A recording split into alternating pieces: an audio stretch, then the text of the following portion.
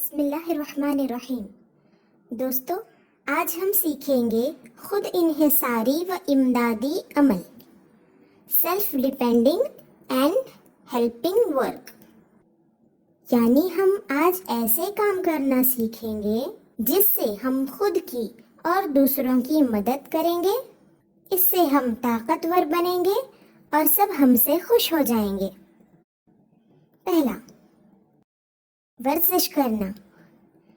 صبح جلدی اٹھ کر ورزش یعنی ایکسرسائز کرنے سے صحت اچھی رہتی ہے۔ آپ اپنے امی ابو بھائی بہن سے پوچھ کر ورزش کا طریقہ معلوم کر لو اور روزانہ ویسی ورزش کرتے رہو۔ دوسرا، کتابیں اور کھلونے جگہ پر رکھنا۔ جب کبھی آپ کتابیں پڑھو یا کھلونوں سے کھیلو تو اس کے بعد کتابوں اور کھلونوں کو اٹھا کر ان کی جگہ پر رکھ دو۔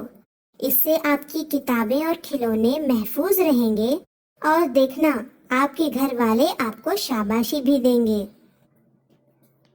تیسرا کام، دھلے ہوئے برتن جگہ پر رکھنا۔ جب امی باجی یا کوئی بھی گھر میں برتن دھل رہے ہوں تو آپ ان کی بھی مدد کر سکتے ہو۔ پلیٹ، چمچ، کپ اور جو بھی برتن دھلے جائیں تو آپ ان میں سے ایک ایک کو اٹھا کر صحیح جگہ پر صحیح طریقے سے رکھ دو۔ کس برتن کو کہاں رکھنا ہے یہ اپنے گھر کے بڑوں سے پوچھ کر سیکھ لو۔ چوتھا کام، دھلے ہوئے کپڑے تہہ کرنا۔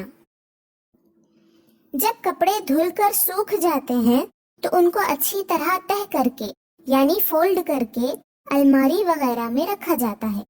آپ بھی کپڑے تہہ کرنا سیکھ لو۔ جب گھر میں کوئی کپڑے تہہ کر رہے ہوں تو ان کے ساتھ آپ بھی کوشش کرو اور دیکھو کہ کرتے کو کیسے فولڈ کرنا ہوتا ہے، پائجامے کو کیسے فولڈ کرنا ہوتا ہے، دوپٹہ یا اسکارف کیسے تہہ کرتے ہیں۔ آپ بھی اسی طرح تہہ کر کے الماری میں رکھ دو۔ پانچواں کام، گندے کپڑے دھلنے کی جگہ رکھنا۔ نہانے یا کپڑے بدلنے کے بعد گندے کپڑوں کو ادھر ادھر پڑے رہنے نہیں دینا چاہیے، بلکہ ایک خاص جگہ گندے کپڑے رکھ دیں۔ اسی طرح گھر میں کہیں گندے کپڑے پڑے ہوئے نظر آئیں تو ان کو لے جا کر اس کی جگہ پر ڈال دو۔ چھٹا کام، ڈراور صاف کرنا۔ چھوٹے چھوٹے سامان ڈراور میں رکھے جاتے ہیں۔ وہ سامان بار بار بکھر جاتے ہیں اور ایک دوسرے سے مل جاتے ہیں، جس سے کوئی چیز تلاش کرنا مشکل ہو جاتا ہے۔ اس لیے روزانہ یا جب بھی نظر پڑے ڈراور کی چیزوں کو صحیح ترتیب سے رکھا کرو۔ ساتواں کام، آئینہ صاف کرنا۔ آئینے پر دھول مٹی بیٹھ جاتی ہے، اس لیے ایک صاف کپڑا لے کر دھول کو صاف کر دو۔ ایسے ہی سادے کپڑے سے صاف ہوتا نظر نہ آئے تو کپڑے کو تھوڑا سا گیلا کر کے آئینہ صاف کرو۔ آٹھواں کام، پودوں کو پانی ڈالنا۔ گھر میں اگر پودے ہوں تو ان کو پانی ڈالتے رہو۔ کس پودے میں کتنا پانی ڈالنا ہے اور کب کب ڈالنا ہے یہ گھر کے بڑوں سے پوچھ لو۔